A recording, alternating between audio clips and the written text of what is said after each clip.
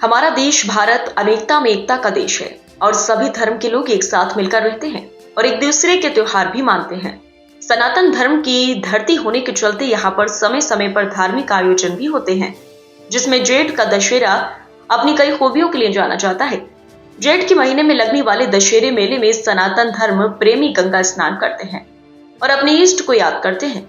अगर हम बात मौजूदा वक्त की करें तो इन दिनों हमारी नदियां अपना अस्तित्व खोती जा रही हैं और लगातार मैली भी होती जा रही हैं। नदियों को साफ करने का जिम्मा भले ही सरकार का हो, लेकिन हम धर्म प्रेमियों को भी इस ओर आगे आना होगा।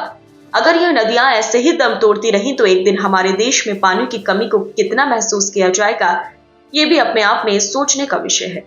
अगर हम बात मुरादाबाद की करें तो मुरादाबाद ऐसा शहर है जो दो नदियों के बीच में बसाया गया था।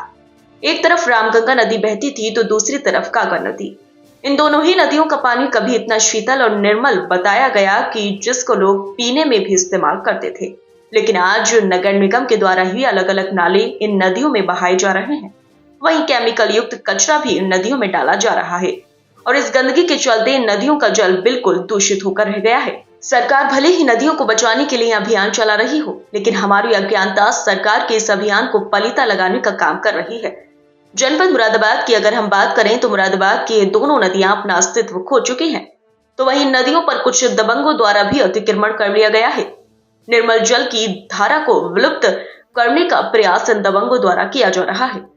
अकेले गागा नदी की बात करें तो गागा नदी की सैकड़ों बीघा जमीन पर एक्सपोर्टर द्वारा कब्जे कर लिए गए हैं और अब गागा नदी के अस्तित्व को भी मिटा दिया गया है। जिला प्रशासन भले ही इन पर कार्रवाई करने की बात कर रहा हो, लेकिन यह कार्रवाई कब होगी कोई नहीं जानता।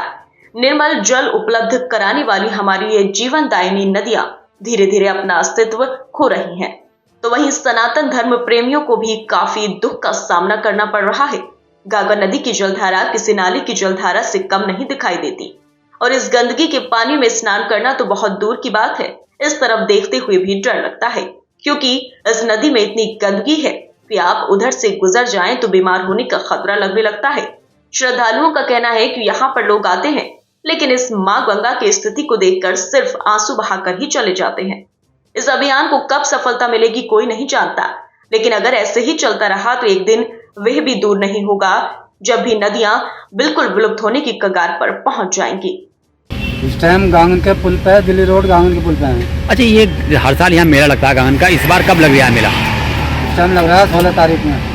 तो जैसे लोग यहाँ नहाने के लिए आते हैं, स्नान करने आते हैं, तो क्या व्यवस्थाएं हैं यहाँ?